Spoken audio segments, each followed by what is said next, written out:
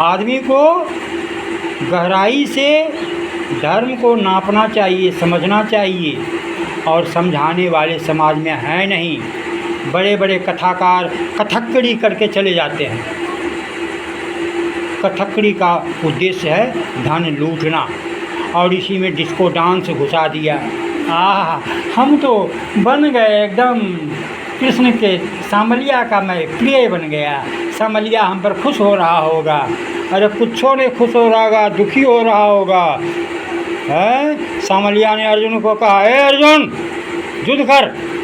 क्या तुम जो है सो कहता है कि हम भक्त बन जाएंगे, दाढ़ी बढ़ा के साधु बन जाएंगे, नरक जाओगे, नरक जाओगे। इसको कोई नहीं पढ़ता, कोई नहीं सुनाता, कोई नहीं कथाकार कहता।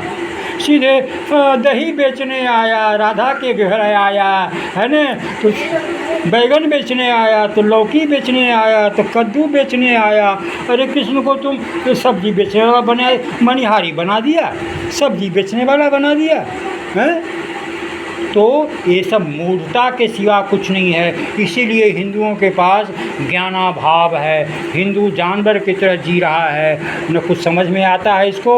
व्यवहारिक ज्ञान का जीरो जा रहा है, क्योंकि धर्म का ज्ञान जहाँ होगा, धर्म की गहराई का ज्ञान जहाँ होगा, वहीं व्यवहारिक ज्ञान भी होगा, वहीं सुख मिलेगा, वहीं शांति मिलेगी। तो प्रश्न क्या था?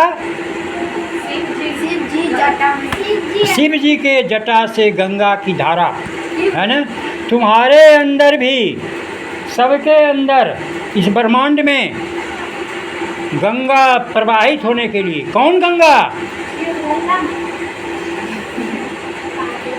ज्ञान की गंगा।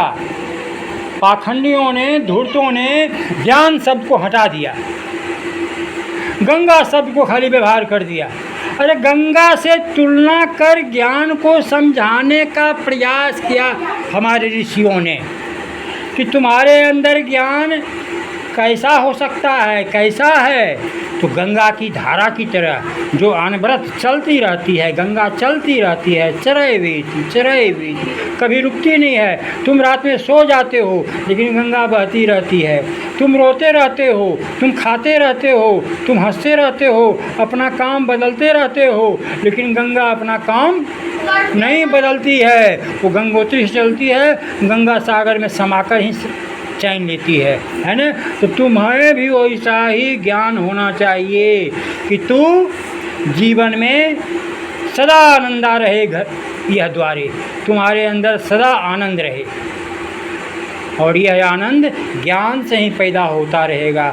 और यही है शिव जी के जटा से ज्ञान की गंगा प्रवाहित हो रही है।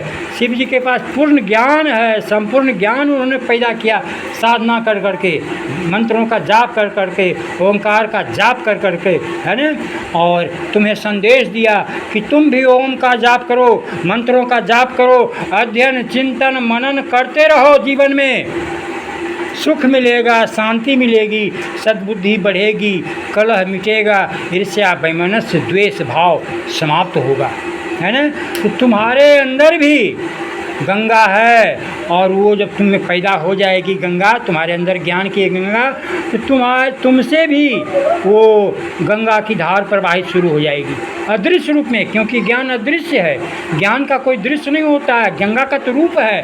उस रूप को समझाकर तुमको बताने का प्रयास किया गया। देखो बेटा, ज्ञान ऐसा ही होता है। कैसा?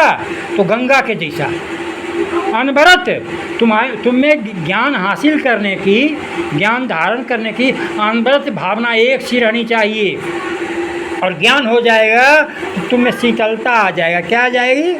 शीतलता आ जाएगी। शीतलता में ठंडापन, शांति। गंगा देखते हो कितना शीतल होती है। गंगा में डुबकी लगाते हो तो शांति मिल गई। गर्मी से परेशान थे हम, है ना, है। तो उसी तरह से रोग दुख कलह ईर्ष्या बैर भाव वैमनस्य घृणा तृष्णा लोभ लालच से तुम परेशान हो, कैसे शांति मिलेगी? ज्ञान गंगा। हर प्रश्नों पर तुम ज्ञान है ना। गुरु का जब सुनते सुनते सुनते सुनते सुनते सुनते सुनते सुनते तुम में भी गुरुत्व पैदा हो जाएगा, तो तेरे अंदर भी अपना ही ज्ञान पैदा होना शुरू हो जाएगा, ज्ञान गंगा प्रवाहित होना शुरू हो जाएगी। यही बतलाने के लिए भगवान शंकर के जटा से गंगा की धारा प्रवाहित की गई है। लेकिन लोग आज तक नहीं समझ सके, क्योंकि समझाने वाला भी तो कथकड़ी आया था, कथा कहकर चला गया। हमारे शंकर जी के जटा से गंगा निकली है और वो गोमुखी होकर प्रवाहित हो रही है, ये गई वो गई वहाँ गई वहाँ गई। अरे इससे क्या मिलने वाला है? तुम जहाँ जहाँ जाओगे वही वही गंगा प्रवाहित होती चली जाएगी, प्रवाहित होती रह जाएगी और तुमको शांति मिलती रहेगी, शीतलता प्रदान होती रहेगी तुम्हारे अंदर, है ना।